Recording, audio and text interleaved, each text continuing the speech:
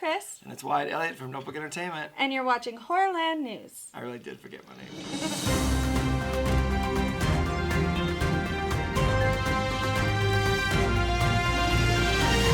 So hopefully we'll be back with more regularity in the new year now that things are calming down on our other channel as well. Yeah, I know you guys follow along and everything, but we really are just swamped on the other channel, and then there's life and just obligations and stuff. So we apologize, but we'll do better. Yep. As the subscribers go up, and we're going to have to do better on this exactly. channel, So, and hi to some of our new subscribers. Yeah, Thanks exactly. for tuning in. All right, so let's get right into it with our TV roundup. No TV and no beer make Homer something. So we're all familiar with Wednesday. It's blown up. If you haven't seen it, what's wrong with you? Everybody has, and if you haven't, you've at least seen the TikTok dance everywhere. Everybody's, everywhere. Yeah. I could probably do it by now. But I do want to alert you guys to this other thing that's been around for a while now. Some of you might already know. It's called Adult Wednesday Addams.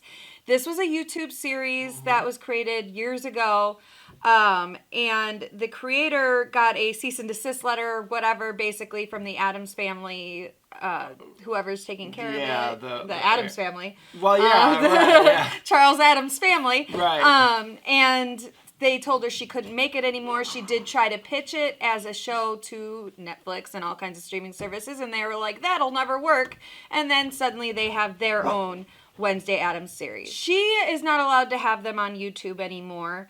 But a lot of people have uploaded them so you can find them. However, we're going to leave a link to her actual website so that you can go watch them. She has both seasons up. They're still hysterical. I watched them all again. They're great, yeah. They're still hysterical. Go to her website. Give her the clicks. I believe she also has them up on her Venmo site. Vimeo. That's what I meant. Vimeo. Too many V websites out there. Too many websites, just in general. Well, but yeah, I rechecked them out when they first announced Wednesday, because I know we covered it on the news and we were talking about it, and I thought she had them back on YouTube, but as it turns out, they were other accounts that had uploaded them. So yeah, as you said, they are out there. They do hold up. They're really good. Really she good. was really good in the part. She really was, yeah. And she's gone on to write for, like, she's credited as a writer on She-Hulk. Awesome. Like, she's gone on to do other stuff. So, which she wrote that series. She's a good writer. So that could have opened the door for her, though. Very well Whether they saw that or, it's probably on her resume still. I would put it there. It was like I said, there's 2 seasons, guys, and it's a really good series. They're short, so it wouldn't even take you an hour to get through all of them. No. I think it's 2 seasons. Yeah. Yeah.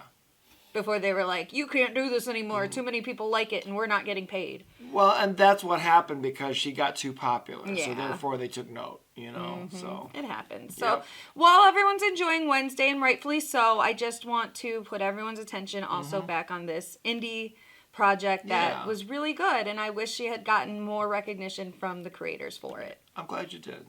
She definitely deserves it. So let's move on to Peacock. They've ordered a, as of yet, untitled project. It'll be a horror thriller series from James Wan and Ian McCulloch, who's a writer on Yellowstone, I guess. Oh, okay. The untitled series is inspired by Robert McCammon's 1988 novel Stinger, and it has been in development since March. It was formerly titled Teacup, I guess. The TV series will follow a group of people on a ranch who must come together in the face of a mysterious threat. Ranch. That's where the Yellowstone guy comes in.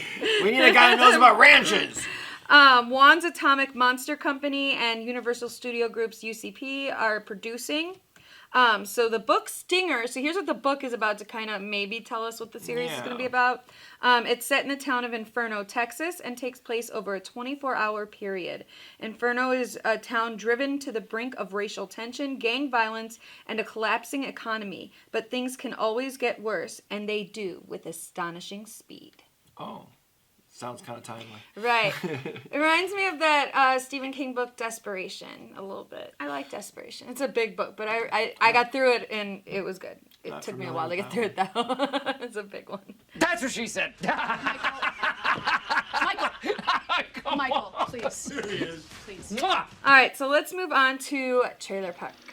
In a world the first one for Trailer Park, Skinamarink. This is an independent horror movie that's being called, quote, one of the most cursed films ever made.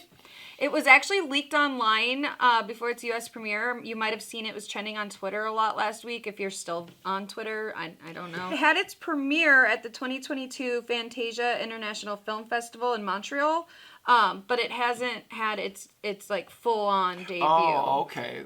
So Shudder picked it up, and Shudder will be releasing it January 13th. 2023. So that's when it's supposed to come out. And a lot of people are guessing that the creator, Kyle Edward Ball, that he might have leaked it himself to kind of get things going and stuff. That's the thing to do nowadays. It's a found footage film, and it is. It's leaving a lot of people who've seen it kind of uneasy after they leave it. I've sent you the trailer. I don't know if you watched it, but when I watched it, it reminded me of in The Office when Gabe puts in his video and it's the cinema of the obscure or whatever. And it's just a bunch of different unsettling images and stuff. That's what this kind of reminds me of. Oh, okay. It's just a bunch of really unsettling images. This is a quote from the Collider article that I got this information from, so I'm quoting them. Cinematographer Jamie McRae captivates and traps viewers in what feels like an intimate childhood nightmare. Filmed in Kyle Edward Ball's actual childhood home in Alberta, Canada, the jarring compositions and camera angles remind audiences of how distorted the world appeared to them when they were young and bring forth the root of all childhood nightmares, darkness. Best described by horror aficionados as 100 minutes of dread, Skinamarink defies traditional horror movie tropes. It does not rely on gore, jump scares, or villainous dialogue.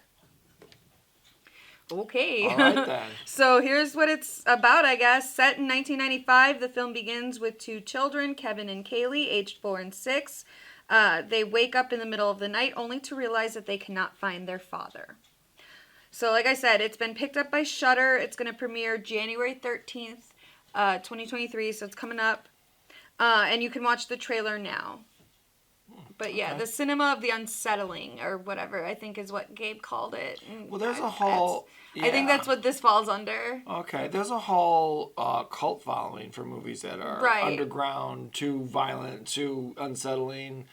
So yeah, I mean, maybe it's one of those. I want to see it, but I'm worried that everything around it is more hyped up than what the movie is. Probably, yeah, most likely. Because like with Terrifier 2, I love the movie, great gore, but I didn't feel like I was giggling in the theater. Like I didn't feel sick. All the reports of people getting sick and passing out, and I'm like, where? Like I would like to think that was a little clever marketing. Right, there's a little William Castle to it. Yeah, that worked. Yep. But or maybe there was one case that then they blew up, but right. All you need's one. I mean, if you think about it, it could have been the popcorn that made him sick. Yeah. You use everything to your advantage, man.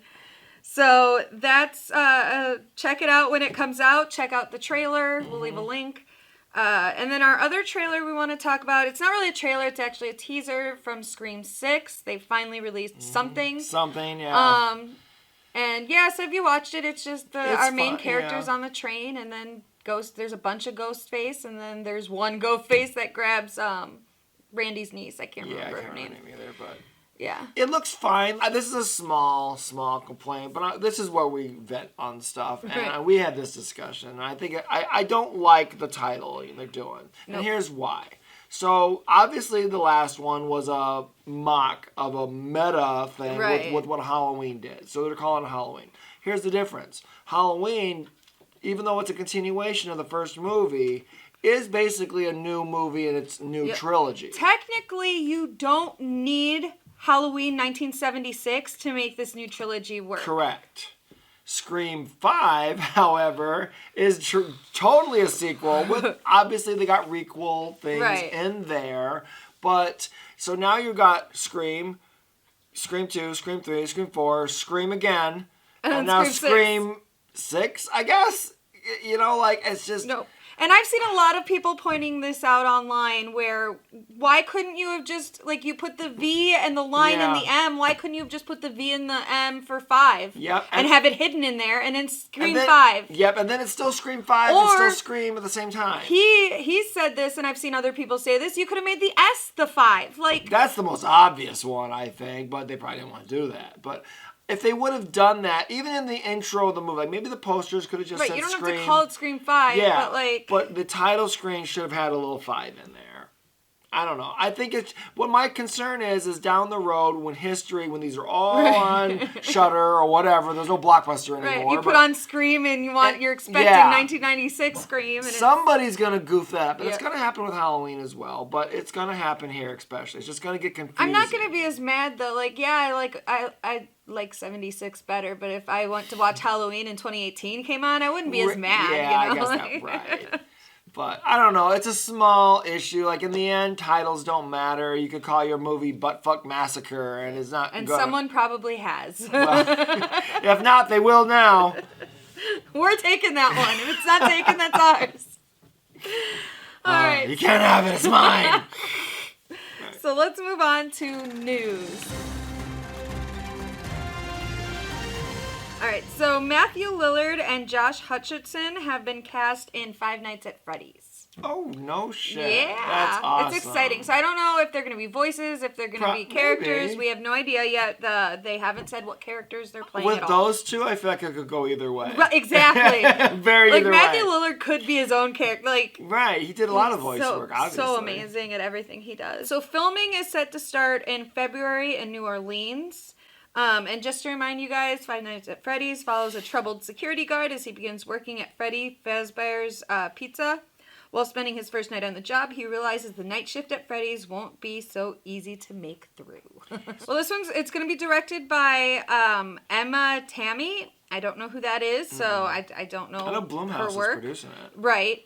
And Jim Henson's Creature Shop is doing the creatures, so that should be awesome. All right, so our next story I'm really excited about. So Mike Flanagan and Intrepid Pictures are developing a Dark Towers series. Dark Towers from Stephen King, of course. They wanted a TV series. Now there's 7 novels in total. Mike Flanagan has said in the interview that I'm quoting here that he sees basically 5 seasons of the show and 2 movies for his vision of carrying it out. Well, this is what you have to do, because when they tried making it into a movie, and I know they wanted that to be a series of movies, but the problem is they got the characters all wrong. Yeah, like it was a disaster. This is the way to go. Dark Tower is up there with Stephen King's, where they're like, it's one of the most unadaptable things, because guys, it's basically like, it's all kinds of genres. It's every genre. It's really horror. It's a lot of horror, but it's also sci-fi. It's adventure. It's got some romance in there. It's fantasy. Yep. Western, I think, is in there. There's a little bit of Western in there, definitely, because you got the gunslinger. Right. Like, and then you've got their dimension hopping and like time travel and all kinds of shit. Like it's a lot, guys. And the thing is Mike Flanagan, he's already got goodwill producing 2 other things by Stephen King that were considered unfilmable or unadaptable, and that's Gerald's Game and Dr. Sleep. So he's, I trust him. I don't believe that. And he loves, apparently he's a big fan of the Dark Tower series. He's talked to Stephen King about this. He's got Stephen King's blessing to do it. Good. Yeah, I don't believe anything's unfilmable. I think with technology there is now today, whether it's animation, CGI, I don't think anything's unfilmable. So this is in development. It has not been picked up by Amazon yet, which is where he just signed a contract to. So we don't know when or where or if it'll get released. But it's this is something he plans and wants to do. And like I said, he's got Stephen King's blessing to do it. I hope it goes on, because Amazon is where Castle Rock is, isn't it? Yep. So I think it should go to Amazon. It's for sure. For sure. And also from Amazon Studios, they've ordered, here it is, Robin Thede, who, if you don't know, she created the popular and hilarious Black Lady sketch show. She's written a zombie horror comedy called Killing It. Okay. And it's for Amazon Studios. Bridget Stokes will direct, and she directed all 6 episodes of season 3 of Black Lady Sketch Show and won an Emmy for it. Nice. And was the first Black woman in her category to do so.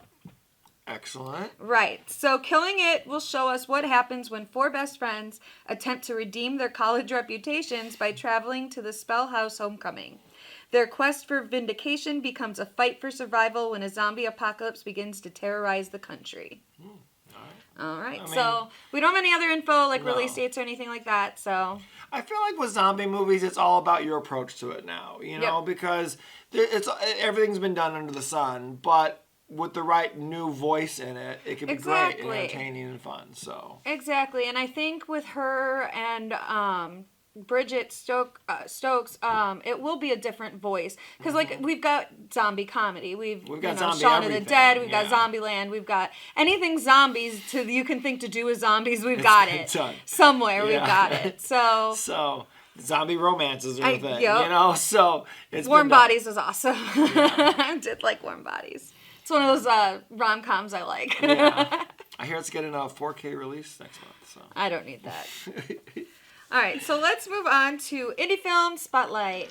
My advice to young filmmakers, make a movie every week. Make films, no matter what anybody says, and you'll be a filmmaker. Tried to be on theme, and the one I picked for us this week is Santa. Yeah, just simply Santa. Santa.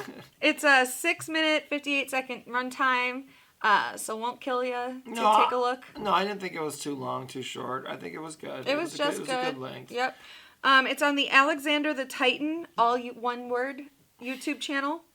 Directed by Alexander Henderson, starring Dylan Curtis as Tyler, the little boy, James Salzman as Santa, Allie George as mom, and Adam Cabrera as dad. So here's what they have as their tagline. 'Tis the night before Christmas, and Tyler is trying to sleep through nightmares about Santa Claus. That's exactly what it is. That's exactly what it is, yeah. There's a very nightmarish Santa Claus. Yep. Which it looks like he's got makeup on or something to make him look one weirder. scene he looks like a mask. Like, it's weird, yeah. Yeah, so I don't know if it's intentional or if it's budget, but I like the premise of the movie, and I think that the filmmakers are very talented here. The only thing that took me out of it, and I'm not going to criticize them for doing it. I'm going to criticize that they probably didn't have the budget, because I know with our restraints it's hard getting child actors. I feel the child's a little old for being in the position that he's in and believing in Santa Claus. And if he was just a couple years younger, I think it would have been a little more believable. And he's got a very baby face, so maybe they were hoping that he would pass as younger.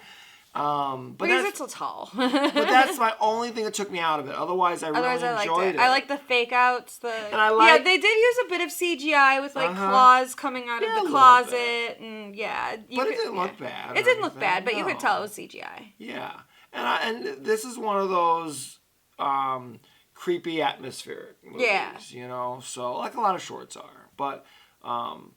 Again, I think that the filmmakers are very talented. I think that there's probably even a bigger story here. Yep. That they're just trying to get off into a short. Basically, it's Freddy meets Santa. Yeah, there you go. I was struggling on how to describe it. Yep, it's Freddy Krueger meets Santa, and I would watch a series of that. Because I do like they're like Santa knows when you're sleeping. Mm-hmm. He knows when you're awake. Well, how does he know that? Well, you know, stalker. Yeah. So.